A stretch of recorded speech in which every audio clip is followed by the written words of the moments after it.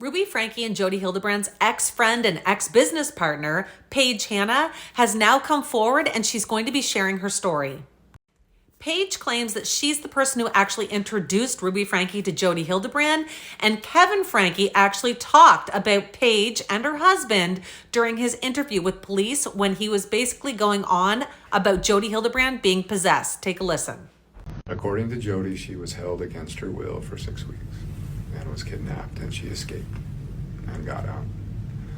According to the Hanahs, after 6 weeks of Jodi stabbing herself with forks and knives, cutting herself, and wanting to commit suicide and trying to seduce the husband of the family, they kicked her out. I don't know what's the truth. Maybe a little bit of both, I don't know.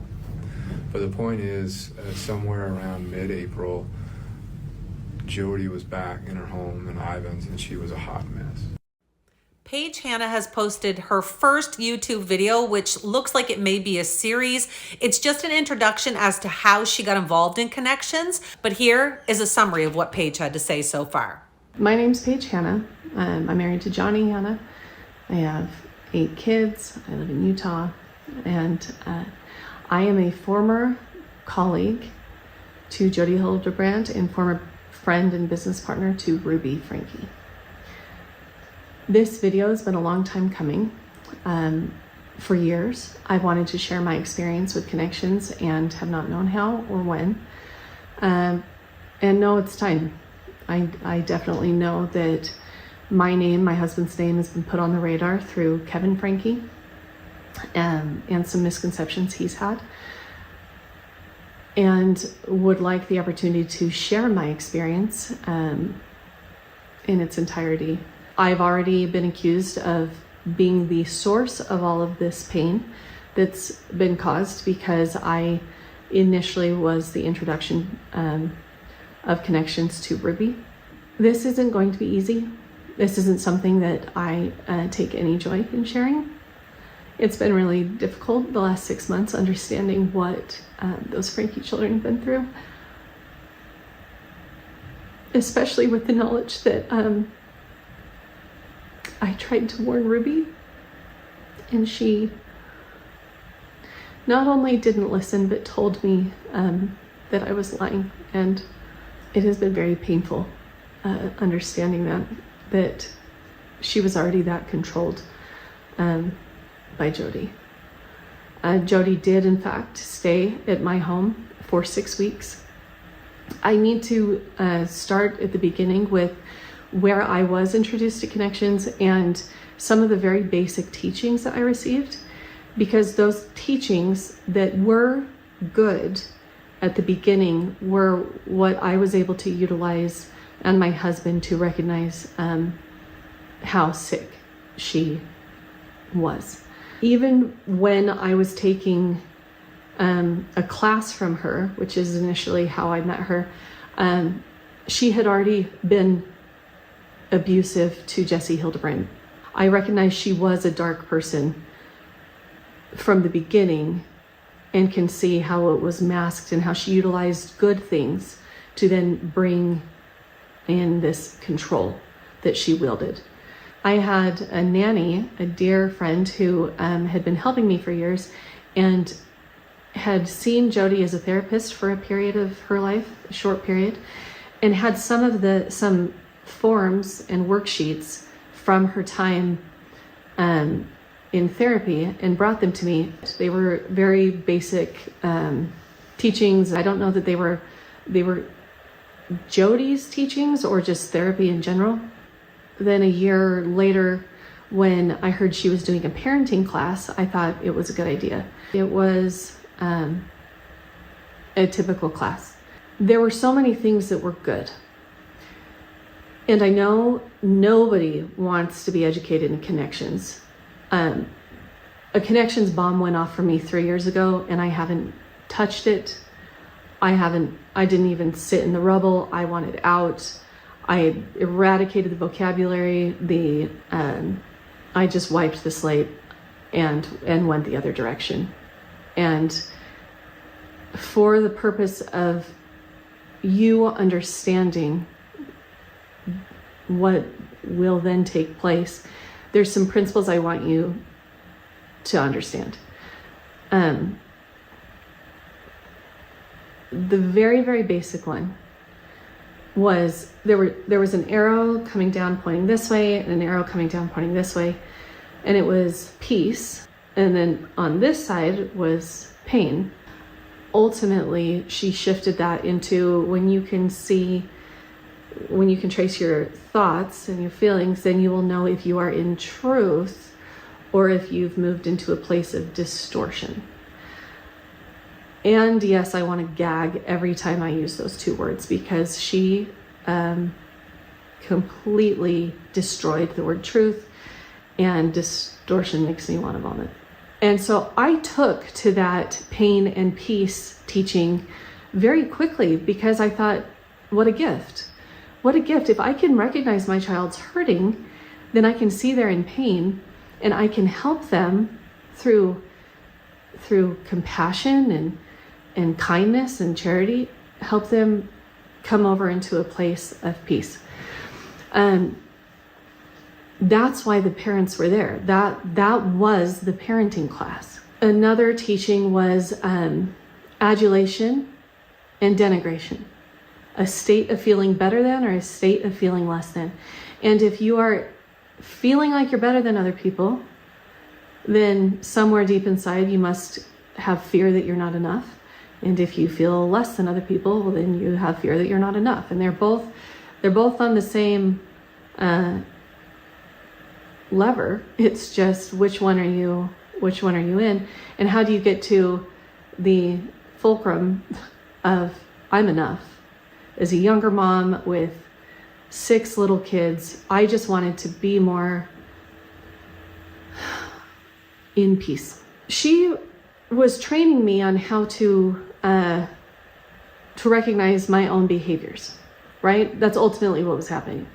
And because of that teaching, I started recognizing the behaviors of my children.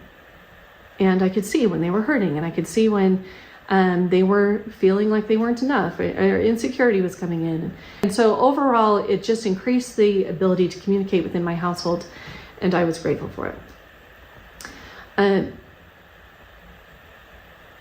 So that's 2017, that's 2018.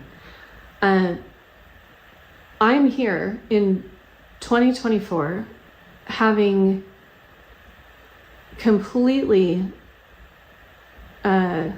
separated myself from any of those teachings, from anything, because what I recognized the problem became early on was I found something good, but then that good thing became my God.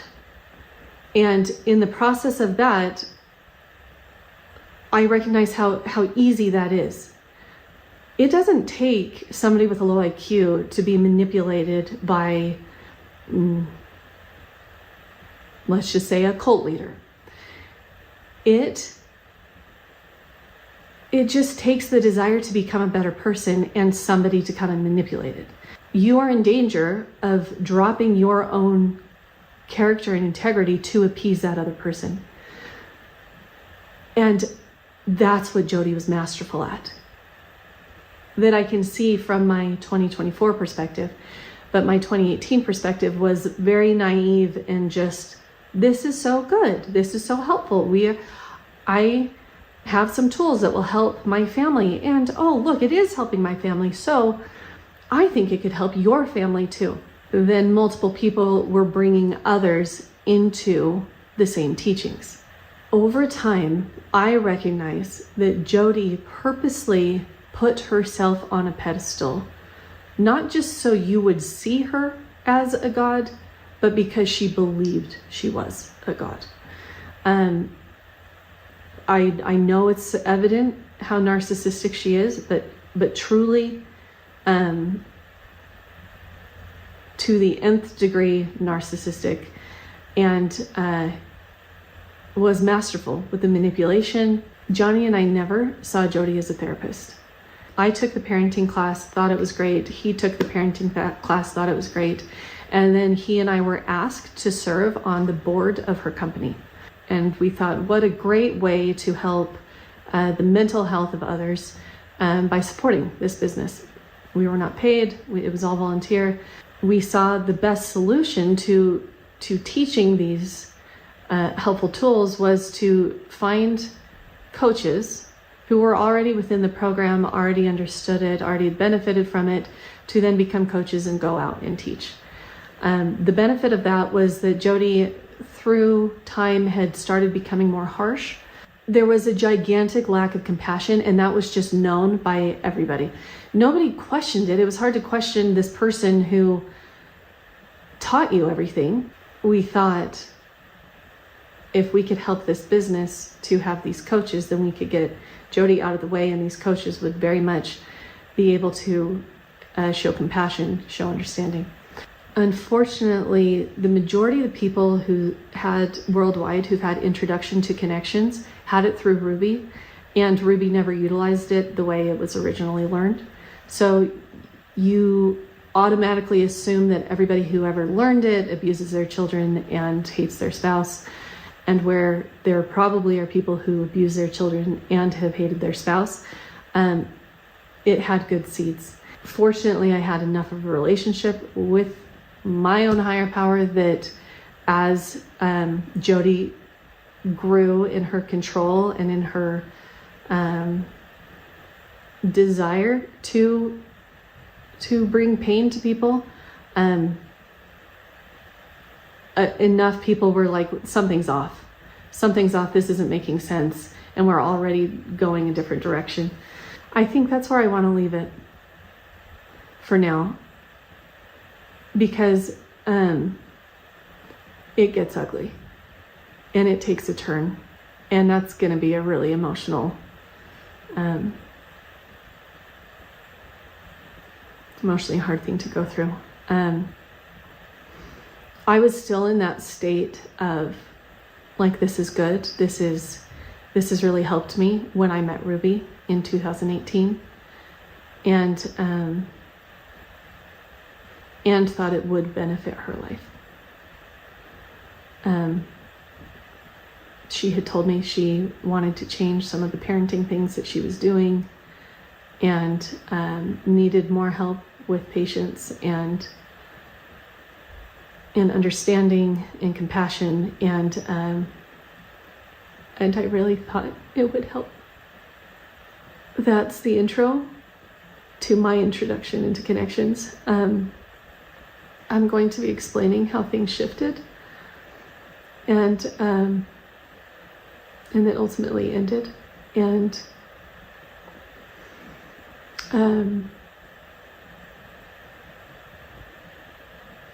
yeah, that's all.